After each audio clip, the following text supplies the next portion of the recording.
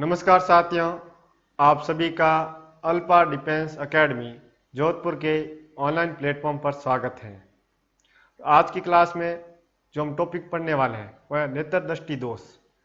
जो नेत्र दृष्टि दोष टॉपिक है, इस टॉपिक में से आपके विभिन्न प्रतियोगी परीक्षाओं में क्वेश्चन पूछे जाते हैं और ये बड़े ही लॉजिक का क्वेश्चन टॉपिक है। चलिए हम थोड़ा आपके जो टॉपिक है नेत्र दृष्टि दोष उसको समझते हैं। नेत्र दृष्टि दोष को समझने से पहले हमें कुछ नेत्र जो हमारा मानव नेत्र है उसके बारे में हमें थोड़ा पता होना चाहिए। तो पहला तो नेत्र के बारे में कि जो हमारी आंख में लेंस होता है उसे हम नेत्र लेंस बोलते हैं, और ये जो नेत्र लेंस है वो एक प्रकार का उत्तल लेंस है। ये ध्यान रखना है, जो हमारी आंख के अंदर नेत्र लेंस है वो आपके एक प्रकार का उत्तल लेंस है, और ये उत्तल लेंस हमेशा आपके वास्तविक उल्टा एवं छोटा प्रतिबिंब बनाता है। छोटा प्रतिबिंब बनाता है, ये भी साथ में ध्यान रखना। कभी कभार ये भी क्वेश्चन पूछ सकता है कि हमारा जो मानव नेत्र लेंस है वो किस प्रकार का प्रतिबिंब बनाता है। आपको ध्यान रखना, वास्तविक के साथ हमेशा उल्टे आता है, उल्टे के साथ हमेशा छोटा बनाता है। साथ में एक और चीज ध्यान रखनी है कि जो नेत्र लेंस है उसका दूर बिंदु कितना होता है। दूर बिंदु अर्थात हमारी आंख द्वारा हम दूर से दूर अधिक से अधिक कितना दूर देख सकते हैं, होगा दूर बिंदु। तो दूर बिंदु कितना होगा भाई? दूर बिंदु है आपके अनंत। मतलब हम कह सकते हैं कि हमारी आंख द्वारा हम अनंत तक स्पष्ट देख सकते हैं। दूर, अधिक से अधिक दूर कितना देख सकते हैं? अनंत तक। इसका अनंत क्या कहलाएगा? दूर बिंदु। तीसरा, हमारी आंख का जो निकट बिंदु है वो कितना है? वो है 25 सेंटीमीटर। निकट बिंदु मतलब हम अपनी आंख द्वारा नजदीक से नजदीक, कम से कम कितना नजदीक स्पष्ट देख सकते हैं, उसे हम बोलते हैं निकट बिंदु। तो वह है 25 सेंटीमीटर। 25 सेंटीमीटर, आंख से 25 सेंटीमीटर दूर तक हम स्पष्ट देख सकते हैं। इसके नजदीक हम स्पष्ट नहीं देख सकते। हालांकि हमें चीजें दिखाई देगी लेकिन वो स्पष्ट नहीं देख सकते, और कुछ समय बाद हमारी आंखों में दर्द होना शुरू हो जाएगा। तो वो कितना है? 25 सेंटीमीटर हमारी आंख का निकट बिंदु। तो ये मानव नेत्र के बारे में तीन चीजें हमें ध्यान रखनी है। पहला, नेत्र लेंस एक प्रकार का उत्तल लेंस है जो आपके वास्तविक उल्टा एवं छोटा प्रतिबिंब बनाता है।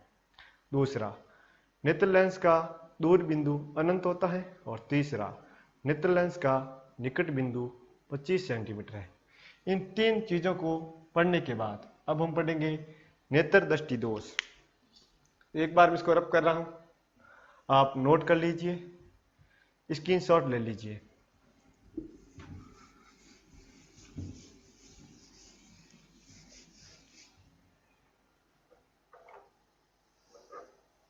अब हम पहला पढ़ेंगे निकट दृष्टि दोष।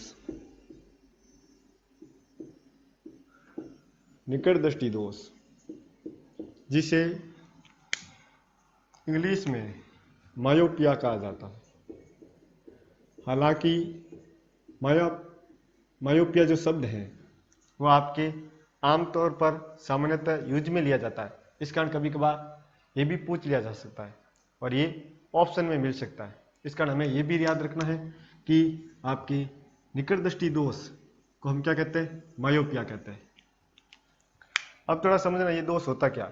इसके नाम का उल्टा होगा। नाम क्या है? निकट दृष्टि दोष। इसमें हमें निकट की वस्तुएं तो आपके स्पष्ट दिखाई देगी लेकिन दूर की वस्तुएं स्पष्ट दिखाई नहीं देगी। हम कह सकते हैं कि वह दोष जिसमें निकट की वस्तुएं तो स्पष्ट परंतु दूर की वस्तुएं स्पष्ट दिखाई नहीं देती हैं, वह दोष निकट दृष्टि दोष कहलाता है। अब थोड़ा समझ, इस दोष में और क्या होगा, एक बात तो ये हो गई। दूसरी बात, इस दोष में जो हमारा आंख है, आंख का जो ये नेत्र लेंस है, वो प्रतिबिंब को रेटिना से पहले बनाता है। ये रेटिना है, इसको हम रेटिना कहेंगे। तो ये जो प्रतिबिंब है वो रेटिना से पहले, या हम कह सकते हैं रेटिना के सामने बनता है। तो अब आपको बात समझ में आ गई होगी कि निकट दृष्टि दोष मायोपिया में आपके जो प्रतिबिंब है वो रेटिना से पहले या आपके रेटिना के सामने बनता है। तीसरी बात इसमें समझना कि अभी हमने पढ़ा कि जो हमारी आंख का दूर बिंदु अनंत होता है, इसका मतलब जब हमारी आंख बिल्कुल सही होती है तो हम दूर तक देख सकते हैं। दूर मतलब अनंत तक देख सकते हैं। लेकिन अभी हमें कौन सा दोष हो गया, निकट दृष्टि दोष हो गया। तो अब हमें दूर की वस्तु दिखाई नहीं दे रही है, इस कारण अभी हम यहां तक देख पा रहे हैं, इसके आगे हम नहीं देख पा रहे। इसका मतलब ये जो हमारा अनंत दूर बिंदु है वो क्या हो गया, निकट आ गया। जो दूर बिंदु है वो निकट आ गया। अब आपको बात समझ में आ गई होगी कि इस दोष में जो दूर बिंदु है, दूर बिंदु मतलब अनंत, वो निकट आ जाता है, निकट आ जाता है। तो अब आपको पता चल गया होगा कि निकट दृष्टि दोष मायोपिया क्या होता है। एक बार वापस बता रहा हूं कि वह दोष जिसमें निकट की वस्तु तो स्पष्ट परंतु दूर की वस्तु स्पष्ट दिखाई नहीं देती है, उसे हम निकट दृष्टि दोष कहते हैं। और क्या हो सकता है, इसमें जो प्रतिबिंब है वो रेटिना से पहले या रेटिना के सामने बनता है। और तीसरा, इसमें दूर बिंदु है वो निकट आ जाता है। तो कभी आपको पूछ ले तो ये तीनों चीजें ध्यान रखनी है। अब हमें पता करना है कि ये दोष उत्पन्न क्यों हुआ। हमें इस दोष के उत्पन्न होने के कारणों को जानना है। इस दोष के उत्पन्न होने के कारणों को,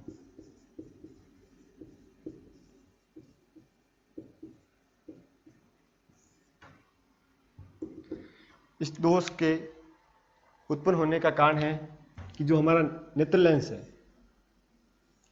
यह आंख है,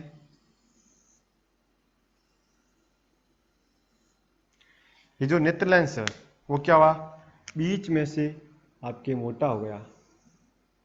तो पहला कारण है कि नेत्र लेंस, जो नेत्र लेंस है वो आपके बीच में से क्या हो जाता है, नेत्र लेंस बीच में से मोटा हो जाता है।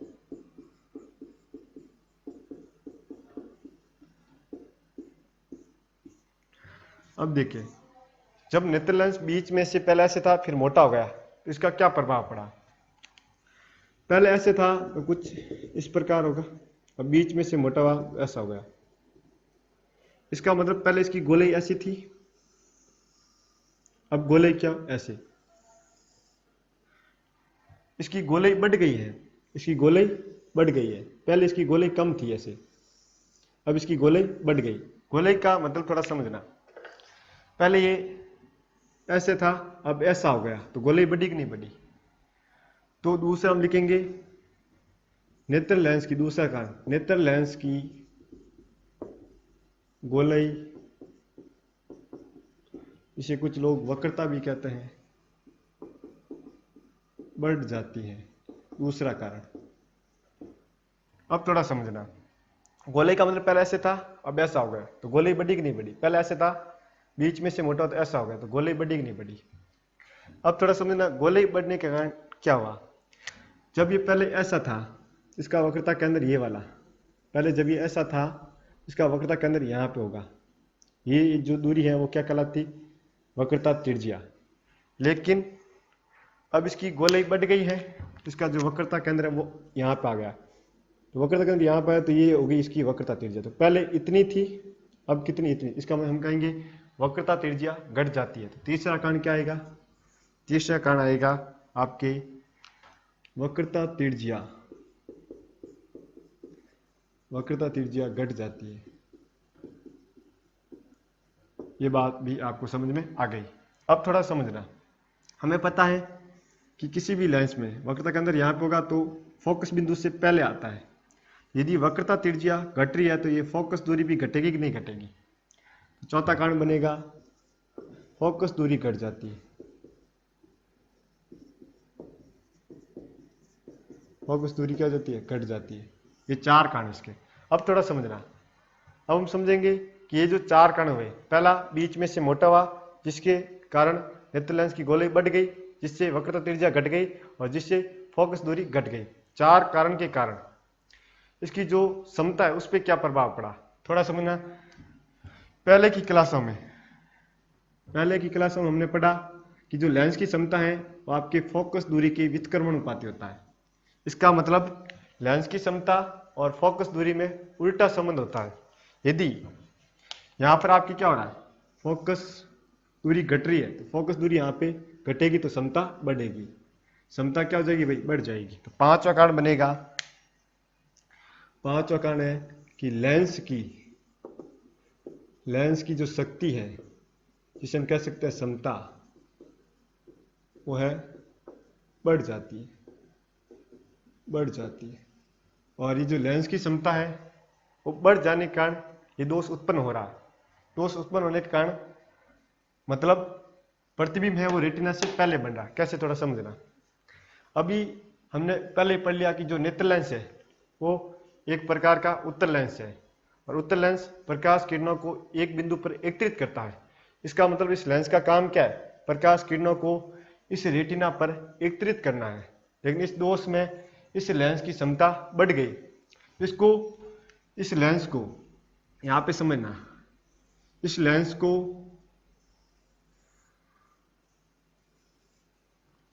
को जो नेत्र लेंस है इसको क्या करना था, इन प्रकाश किरणों को रेटिना पर क्या करना था, केंद्रित करना था।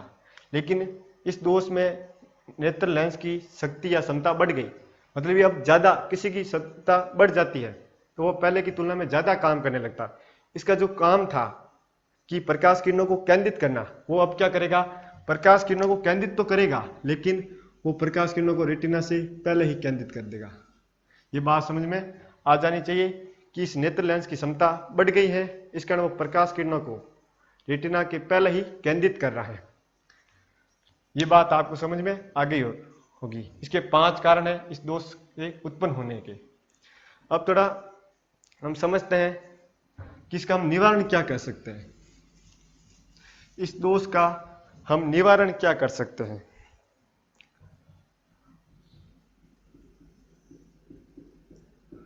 दोष का निवारण,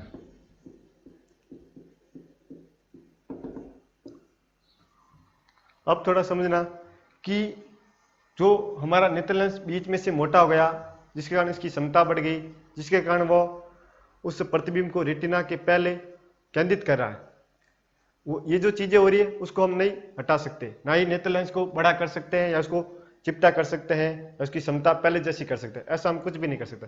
हम क्या कर सकते हैं, इसके बाहर कोई और लेंस लगा दे। और वो लेंस कौन सा लगाएंगे, ऐसा लेंस लगाएंगे जो प्रकाश किरणों को फैलाता है। इसके निवारण के लिए हम क्या करेंगे, ऐसा लेंस लगाएंगे जो प्रकाश किरणों को फैलाने वाला है। हम सबको पता है प्रकाश किरणों को फैलाने वाला लेंस कौन सा है भाई, प्रकाश किरणों को फैलाने वाला लेंस कौन सा, ये पहले था जिसने प्रतिबिंब रेटिना से पहले बना दिया, ये रेटिना है। अब हमें क्या करना है, इस दोष के निवारण के लिए इसके आगे, नेत्र लेंस के आगे ऐसा लेंस लगाना है जो प्रकाश किरणों को फैलाता है, और प्रकाश किरणों को फैलाने वाला लेंस है अवतल लेंस। तो हम क्या करेंगे, इसके आगे अवतल लेंस लगा देंगे। ये लेंस कौन सा भाई? अवतल लेंस।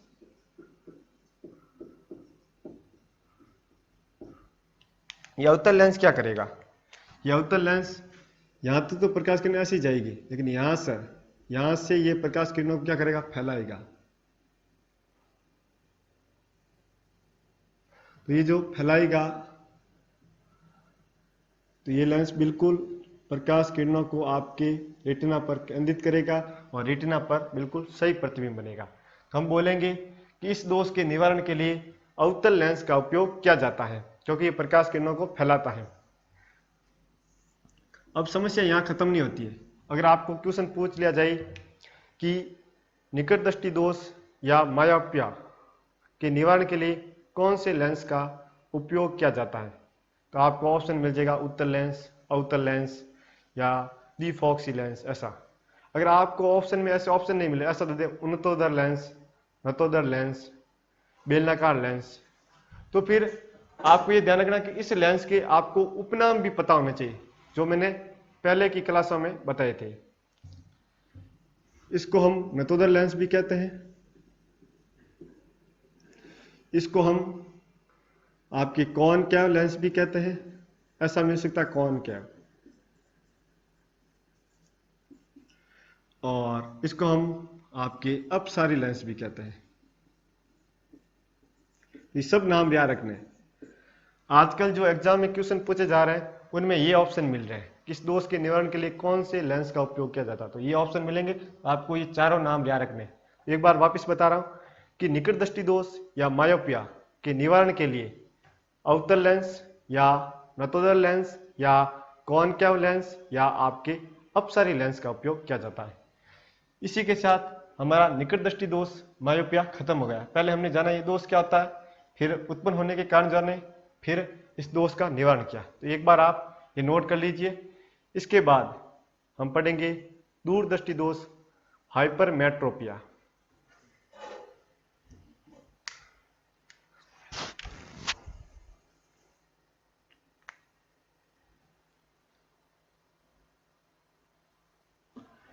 तो एक बार मैं रब कर रहा हूं, इसको मैं रब कर रहा हूं एक बार, और हम दूसरा दोष पढ़ेंगे हाइपरमेट्रोपिया, जो कि इस दोष का बिल्कुल उल्टा है। अगर आपने ये दोष समझ लिया और उस दोष में आप उल्टा चलते उसकी तुरंत उल्टा, तो फिर आप समझ जाओगे कि उस दोष में क्या हो सकता है। तो पहला हमने पढ़ा अभी आपके निकट दृष्टि दोष, निकट दृष्टि दोष जिसे हम बोलते थे मायोपिया। अब हम पढ़ेंगे दूरदृष्टि दोष। दूरदृष्टि दोष जिसे बोला जाता है हाइपरमेट्रोपिया, हाइपरमेट्रोपिया।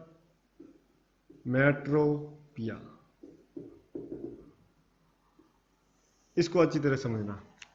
इसमें जैसा ये नाम है इसके बिल्कुल उल्टा, कि हमें आपके दूर की वस्तुएं तो स्पष्ट दिखाई देती है परंतु निकट की वस्तुएं स्पष्ट दिखाई नहीं देती है। तो हमें बात समझ में आ गया कि इस दोष में दूर की वस्तुएं तो स्पष्ट दिखाई देती है परंतु निकट की वस्तुएं स्पष्ट दिखाई नहीं देती। ये बात समझ में आ गई। दूसरा क्या होगा? दूसरा होगा इस दोष में क्या होगा, थोड़ा समझना। ये आंख है, ये नेत्र लेंस है, और ये क्या करेगा? प्रकाश किरणों को रेटिना के बाद में केंद्रित करेगा। मैंने बोला ना, बिल्कुल उसका उल्टा। ये रेटिना है, ये प्रकाश किरणों को रेटिना के बाद में या रेटिना के पीछे केंद्रित करेगा, जबकि उसमें कहां पे? आगे। बिल्कुल उल्टा, वो आगे तो ये पीछे। ये क्या करेगा? आपके प्रतिबिंब को रेटिना के पीछे, ऐसा भी बोल सकता है रेटिना के बाद में। तो दूसरी बात समझ में आ गई कि इस दोष में प्रतिबिंब रेटिना के पीछे या बाद में बनता है। तीसरा, इसमें हमें निकट की वस्तु स्पष्ट नहीं दिखाई दे रही है। मतलब हमने बोला कि जो नेत्र लेंस है उसका निकट बिंदु 25 सेंटीमीटर होता है, मतलब 25 सेंटीमीटर से पहले तो किसी को दिखाई नहीं देता, लेकिन जिसको ये दोष हो गया हो सकता है उसको 50 सेंटीमीटर दूर भी दिखाई नहीं दे। 25 सेंटीमीटर यहाँ पे निकट बिंदु था, यहां तक तो किसी को भी स्पष्ट दिखाई नहीं देता, लेकिन किसी को 50 सेंटीमीटर तक भी स्पष्ट दिखाई नहीं दे रहा है। इसका मतलब ये जो निकट बिंदु था ये वाला, ये क्या दूर चला गया। तो अब हम लिखेंगे इस दोष में निकट बिंदु 25 सेंटीमीटर दूर चला जाता है। तो इस दोष में 3 बातें होती है। पहली, इस दोष में हमें दूर की वस्तु तो स्पष्ट परंतु निकट की वस्तु स्पष्ट दिखाई नहीं देती है। दूसरी, इस दोष में प्रतिबिंब रेटिना के पीछे या बाद में बनता है। तीसरा, इसमें आपके जो निकट बिंदु है वो दूर चला जाता है। ये 3 चीजें होती है। अब हम पढ़ेंगे इस दोष के उत्पन्न होने के कारण। अब हम पढ़ेंगे इस दोष के उत्पन्न होने के कारण। मैंने बोला जो भी कारण है मायोपिया निकट दृष्टि दोष के उल्टे हैं, उसमें नेत्र लेंस क्या हो जाता था मोटा, इसमें नेत्र लेंस वापस चपटा हो जाएगा। थोड़ा समझना, ये जैसे हमारी आंख है, ये इसका नेत्र लेंस है, इसमें क्या होगा जो नेत्र लेंस है वो बीच में से चपटा हो जाएगा। नेत्र लेंस है वो बीच में से क्या हो जाएगा चपटा हो जाएगा। तो पहला कारण मैं बताने जा रहा हूं। पहला कारण है नेत्र लेंस बीच में से चपटा हो जाता है। तो चपटा हो गया तो क्या होगा थोड़ा समझना, ये पहले वाला लेंस और ये दूसरा वाला लेंस जो बाद में दोष के बाद वाली स्थिति। तो देखिए पहले इसकी गोलाई ऐसे थी, गोलाई ज्यादा थी, अब इसकी गोलाई क्या हो गई कम। तो दूसरा कारण होगा इसकी मतलब नेत्र लेंस की गोलाई को हम बोलते हैं वक्रता। वक्रता आपकी क्या हो जाती घट जाती है। अब थोड़ा समझना, वक्रता घटने के कारण क्या हुआ। पहले इस लेंस का वक्रता के अंदर क्या था, ये बड़े वाले ये था, अब इसका वक्रता के अंदर क्या हो गया यहां पर आ गया। तो इसकी पहले ये वाला पहले वाला ये वाला, तो इसका वक्रता के अंदर कहां पे होगा यहां पे। अब ये जो चपटा हो गया ये वाला, इसका वक्रता के अंदर आगे खिसका नहीं खिसका। पहले वक्रता त्रिज्या इतनी थी, अब वक्रता त्रिज्या कितनी है इतनी, तो वक्रता त्रिज्या बढ़ जाती है।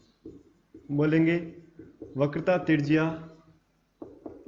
आर है वो बढ़ जाती है, और वक्रता त्रिज्या बढ़ जाती है तो हमें पता है फोकस दूरी भी बढ़ जाएगी। हम लिखेंगे फोकस दूरी जो स्मॉल एफ है वो भी बढ़ जाती है। पांचवा कारण थोड़ा समझना। अब हम ये देखेंगे कि नेत्र लेंस बीच में से चपटा हो गया, जिस कारण उसकी गोलाई वक्रता घट गई, जिससे वक्रता त्रिज्या बढ़ रही है, फोकस दूरी बढ़ रही है। उससे इस लेंस की समता पर क्या प्रभाव पड़ेगा। हम सबको पता है कि जो लेंस की समता P है वो आपके फोकस दूरी के व्युत्क्रमानुपाती होता है। तो इसमें फोकस दूरी क्या हो रही है बढ़ रही है, लेंस की समता घट जाएगी। हम लिखेंगे लेंस की समता घट जाती है। ये बात आपको समझना है। और लेंस की क्षमता घटी, इसका मतलब उस लेंस का काम क्या था। इस लेंस का काम हमें पता है कि जो नेत्र लेंस है वो आपके एक प्रकार का उत्तल लेंस होता है, और उत्तल लेंस का काम है प्रकाश किरणों को एक बिंदु पर केंद्रित करना। इसका मतलब हमारी जो हमारी आंख का नेत्र लेंस है उसका काम क्या था, उसका काम था कि प्रकाश किरणों को रेटिना पर केंद्रित करना। उस लेंस का काम था प्रकाश किरणों को रेटिना पर केंद्रित करना, रेटिना पर प्रतिबिंब बनाना। लेकिन इस लेंस की क्षमता घट गई, तो लेंस की क्षमता घट गई, इस कारण वो रेटिना पर प्रकाश किरणों को अभिसारित नहीं कर पा रहा, वो प्रकाश किरणों को रेटिना पर केंद्रित नहीं कर पा रहा। तो फिर कहाँ पे कर रहा है? तो फिर वो रेटिना के पीछे उन प्रकाश किरणों को केंद्रित कर रहा है, क्योंकि इसकी क्षमता घट गई, तो वो ऐसा करने में नाकामयाब हो रहा है। इस बात को समझना। अब इस दोष का हमें निवारण कैसे करना है? तो इस जो नेत्र लेंस खराब हो गया, इसका हम कुछ नहीं कर सकते। हमें क्या करना है, इसके आगे कोई और लेंस लगा दे। तो वो लेंस कैसा लगाएंगे? जो प्रकाश किरणों को सिकुड़ता है। हमें पता है कि प्रकाश किरणों को सिकुड़ने वाला लेंस कौन सा था? उत्तल लेंस। अब थोड़ा समझते हैं कि इस दोष के निवारण के लिए हम उत्तल लेंस का उपयोग करते हैं। तो चलिए थोड़ा समझते हैं। यहाँ पे हम लिखेंगे इस दोष का निवारण, दोष का निवारण।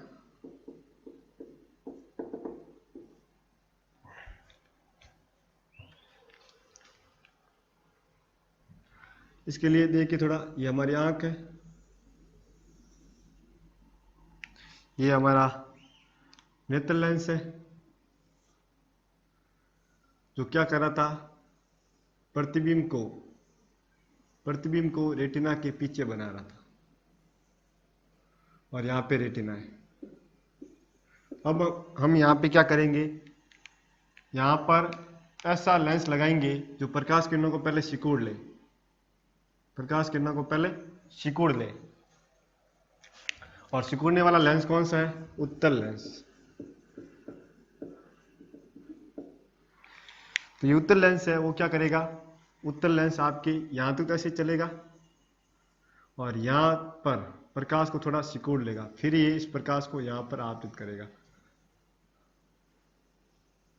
और फिर ये जो हमारा वाला फिर और सिकुड़ेगा, और यहां पर क्या बनेगा? प्रतिबिंब बन जाएगा। तो अब आपको बात समझ में आ जानी चाहिए कि जो आपके दूरदृष्टि दोष है, हाइपरमेट्रोपिया, इस दोष के निवारण के लिए उत्तल लेंस का उपयोग किया जाता है। और इस उत्तल लेंस के भी आपके उपनाम याद रखने, कौन कौन से? एक तो हम इसको उम्तोदर लेंस बोलते हैं, एक हम बोलते हैं कॉन्वेक्स, तो कॉन्वेक्स भी याद रखना है, ये भी ऑप्शन में मिल सकता है। और तीसरा आपके अभिसारी, ये भी याद रखना है। तो हम ये कह सकते हैं कि आपके दूरदृष्टि दोष हाइपरमेट्रोपिया, हाइपरमेट्रोपिया के निवारण के लिए उत्तल लेंस या आपके उम्तोदर लेंस या आपके कॉन्वेक्स लेंस या आपके अभिसारी लेंस का उपयोग किया जाता है। अब थोड़ा समझते हैं कि जो इस दोष से बचने के लिए हम जिस लेंस का चश्मा पहन रहे हैं वो माइनस का होगा या प्लस का। तो हमने पार में पढ़ा पहले की क्लासों में कि इस उत्तल लेंस की जो फोकस दूरी होती है वो कैसी होती है? हमेशा धनात्मक। इस कारण इसकी क्षमता भी क्या होगी?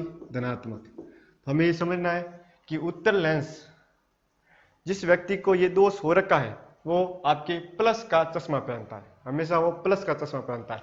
और प्रारंभ में जो हमने निकट दृष्टि दोष पढ़ा उसके निवारण के लिए कौन सा? अवतल लेंस। और अवतल लेंस की फोकस दूरी भी क्या होती है? ऋणात्मक। तो क्षमता भी क्या होगी? ऋणात्मक। इस कारण जिस व्यक्ति को निकट दृष्टि दोष मायोपिया हो गया, अर्थात दूर की वस्तु स्पष्ट नहीं दिखाई दे रही, वो आपके माइनस का चश्मा पहनेगा। इसी के साथ ये आपके दूरदृष्टि दोष भी कंप्लीट हो गया। एक बार आप इसको नोट कर ले, इसके बाद हम और आगे बढ़ते हैं और अपना तीसरा दोष है जो जरा दृष्टि दोष, जिसे हम बोलते हैं प्रेस बायोपिया, वो भी पढ़ते हैं।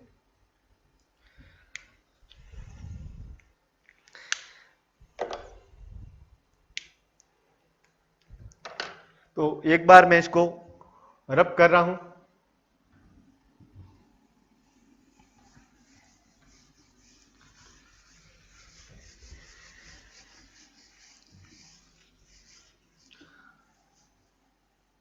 अब हम पढ़ेंगे तीसरा दोष।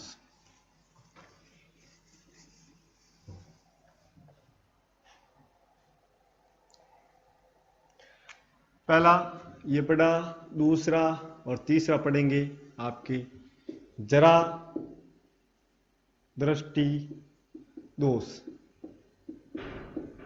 इस दोष को हम बोलेंगे आपके प्रेस बायोपिया।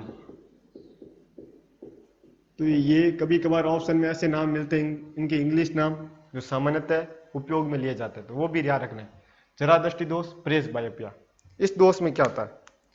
इस दोष में आपके ना ही तो निकट की वस्तु और ना ही दूर की वस्तु स्पष्ट दिखाई देती है। इस दोष में व्यक्ति को ना ही तो दूर की और ना ही निकट की वस्तु स्पष्ट दिखाई देती है। कोई भी ना ही तो निकट का दिखता और ना ही दूर का, कुछ भी स्पष्ट दिखाई नहीं देता है। इस दोष के उत्पन्न होने का कारण क्या है, थोड़ा समझना है।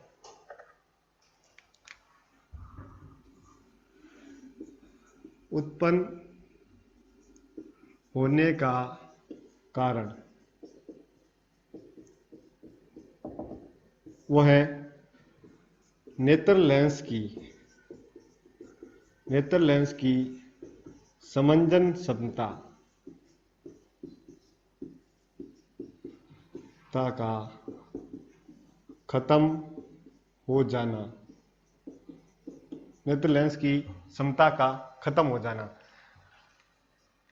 आपने बोला कि सर ये कारण तो होगा कि नेत्र लेंस की समझन क्षमता का खत्म हो जाना, इस कारण हमें ना ही तो निकट की और ना ही दूर की वस्तु स्पष्ट दिखाई देगी। लेकिन ये नेत्र की समझन क्षमता होती क्या है, इस बात को समझना कि जैसे हम एक बार नजदीक देखते हैं तो जो हमारे नेत्र लेंस की फोकस दूरी कम होती है, और तुरंत हम दूर देखते हैं तो जो हमारे नेत्र लेंस की फोकस दूरी है वो बढ़ जाती है। हमने पहले नजदीक देखा, बिल्कुल स्पष्ट दिखाई दिया, फिर दूर देखा, बिल्कुल स्पष्ट दिखाई दिया। पहले हमारी नेत्र लेंस की जो फोकस दूरी है वो कम थी, और दूर देखा तो फोकस दूरी अधिक हो गई। ये जो फोकस दूरियों में परिवर्तन हो रहा है, कम से अधिक या दूर देख के वापस नजदीक आ रहा है, अधिक से कम, जो फोकस दूरियों में जो परिवर्तन हो रहा है वो बहुत ही कम समय में हो रहा है। इतना समय यहां देखा, यहां बहुत ही कम समय में। तो समझन क्षमता क्या होता है कि अल्प समय में नेत्र लेंस की फोकस दूरी में होने वाला परिवर्तन क्या कहलाता है? नेत्र की समंजन क्षमता कहलाता है।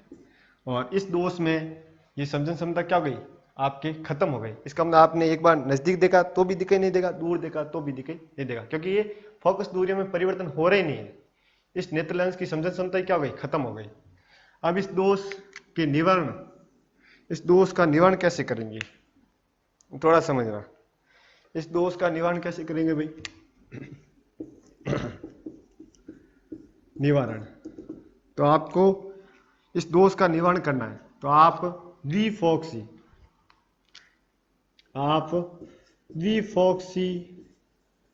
लेंस का उपयोग करोगे। वीफॉक्सी लेंस, अब आप बोलोगे सर वीफॉक्सी लेंस क्या होता है? ऐसा लेंस जिसमें दो लेंस लगे हुए होते हैं, ऐसा लेंस जिसमें आपके दो लेंस लगे हुए होते हैं।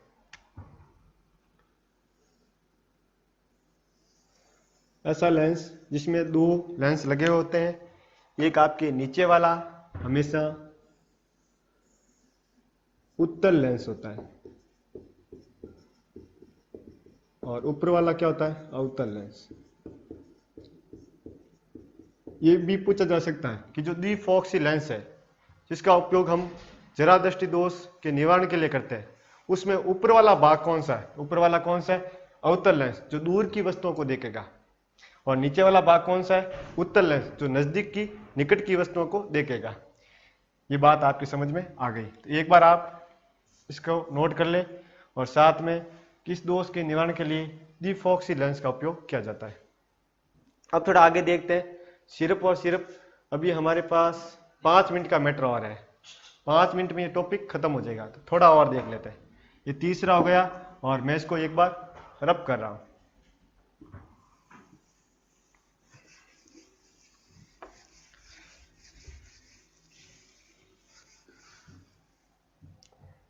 अब हम चौथा नेत्र दृष्टि दोष पढ़ेंगे जिसका नाम है अबिंदुकता,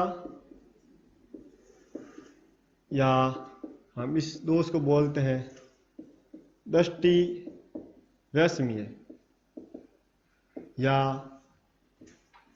इसका जो इंग्लिश नाम है वो भी याद रखना है, एस्टामेटिज्म। एग्जाम में सीधा सीधा पूछा जा सकता है एस्टामेटिज्म क्या होता है। तो आपको जो इंग्लिश नाम है वो भी याद रखना है क्योंकि सामान्यतः यूज लिया जाता है। तो चौथा कौन सा पढ़ेंगे भाई, अबिंदुकता, दृष्टि वैषम्य दोष या एस्टामेटिज्म। इस दोष में क्या होता है, इस दोष में ना ही तो हमें जो ये ऊर्ध्वाधर लाइन, इसको हम बोलते हैं ऊर्ध्वाधर खड़ी लाइन, और इस लाइन को हम बोलेंगे लेटी हुई लाइन, मतलब क्षैतिज लाइन, क्षैतिज लाइन। इस दोष में जो ऊर्ध्वाधर लाइन और जो क्षैतिज लाइन है उसमें विभेद नहीं पता कर पाते कि कौन सी लाइन आपकी खड़ी है और कौन सी लेटी हुई है, पता ही नहीं चलता है कि कौन सी ऊर्ध्वाधर है और कौन सी क्षैतिज है। तो अब आपको समझ में आ गया होगा कि इस दोष में ऊर्ध्वाधर और क्षैतिज रेखाओं में अंतर विभेद पता नहीं कर पाते हैं। इस दोष के उत्पन्न होने का कारण क्या है, इस दोष के उत्पन्न होने का कारण, उत्पन्न होने का कारण, तो वो कारण है आपके जो आंख है उसकी जो कार्निया है, कार्निया की गोलाई में अनियमितता आ जाती है। कॉर्निया की गोलाई में अनियमितता आ जाती है जिसके कारण ये दोष उत्पन्न हो जाता है। इस दोष का निवारण कैसे करेंगे, इस दोष का निवारण अब हम पढ़ेंगे, इसका निवारण। इस दोष का निवारण हम करेंगे कि हम अपनी आंखों के साथ आगे बेलनाकार या जिसे सिलेंडराकार, बेलन को इंग्लिश में सिलेंडर कहते हैं, सिलेंडराकार लेंस पहन लेंगे। ये बात समझ में आ गई कि जो जरा दृष्टि दोष है, सॉरी जो अबिंदुकता या दृष्टि वैषम्य दोष है एस्टामेटिज्म, इस दोष के निवारण के लिए हम बेलनाकार या सिलेंडराकार लेंस का उपयोग करते हैं। तो अब आपको ये दोष भी समझ में आ गया होगा, एक बार इसको आप नोट कर लीजिए। इसके बाद हम अपना पांचवा दृष्टि दोष पढ़ेंगे जिसे हम बोलेंगे मोतियाबिंद। तो एक बार मैं इसको रब कर रहा हूं, आप इसको नोट कर लें।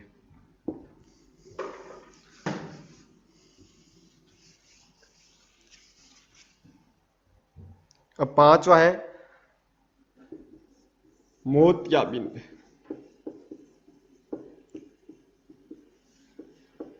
मोतियाबिंद क्या, थोड़ा समझना। इस नेत्र दृष्टि दोष में आपके ये जो नेत्र लेंस है, ये जो नेत्र लेंस है वो इसकी जो सतह है वो क्या हो जाती है, खुरदरी हो जाती है। हम बोल सकते हैं नेत्र लेंस आपके अपारदर्शी हो जाता है, और जब ये अपारदर्शी हो गया तो आपके प्रकाश इस लेंस से टकराएगा और ये क्या करेगा, प्रकाश किरणों का पुनः परावर्तन कर लेगा। ये प्रकाश किरणों क्या करने लगता है, परावर्तन करने लगता है, इसका कुछ भी दिखाई नहीं देता है। अब बात आपको समझ में आ गई होगी कि मोतियाबिंद में जो नेत्र लेंस है वो आपके अपारदर्शी हो जाता है जिसके कारण प्रकाश किरणों का परावर्तन होने लगता है और इस कारण हमें कुछ भी दिखाई नहीं देता है। तो फिर हम इस दोष का निवारण कैसे करें, इसका जो निवारण है हम दो तरीके से कर सकते हैं। पहला तो नेत्र लेंस को पूरा बाहर ही निकाल दो, या तो ये तरीका हो सकता है, और पहला तरीका है नेत्र लेंस को पूर्णतया बाहर निकाल दे, बाहर निकाल ले। दूसरा कि इस नेत्र लेंस की जगह हम दूसरा लेंस भी लगा सकते हैं, जिसे हम बोलेंगे कृत्रिम लेंस। दूसरा जो बना हुआ लेंस है वो भी लगा सकते हैं। तो हम इस नेत्र लेंस की जगह क्या लगा सकते हैं, इसको बाहर निकाल के इसकी जगह दूसरा लेंस, कृत्रिम लेंस लगा सकते हैं। और इस लेंस को क्या बोला जाता है वो पूछा जा सकता है। इसको बोला जाता है अल्ट्रा एक्यूलर लेंस। इसको बोला जाता है अल्ट्रा एक्यूलर लेंस। तो ये जो पांचवा दोष है वो आपको समझ में आया होगा। मोतियाबिंद क्या होता है? मोतियाबिंद कि इस दोष में नेत्र लेंस अपारदर्शी हो जाता है, जिसके कारण वह प्रकाश किरणों का परावर्तन करने लगता है, जिसके परिणाम स्वरूप हमें कुछ भी दिखाई नहीं देता है। और इस दोष के निवारण के लिए हम क्या करते हैं, या तो नेत्र लेंस को पूरा बाहर निकाल देते हैं या इसकी जगह दूसरा कृत्रिम लेंस लगाते हैं, और उस कृत्रिम लेंस को हम बोलते हैं अल्ट्रा एक्यूलर लेंस। अब थोड़ा समझते हैं। ये भी आपके कंप्लीट हो गया और मैं इसको भी रप कर रहा हूं। या रप नहीं करें तो यहाँ पर हमारी जगह पड़ी है, छठा दोष हम यहाँ पे पढ़ लेंगे। छठे दोष का क्या नाम है? छठे दोष का नाम है आपके वर्णांता।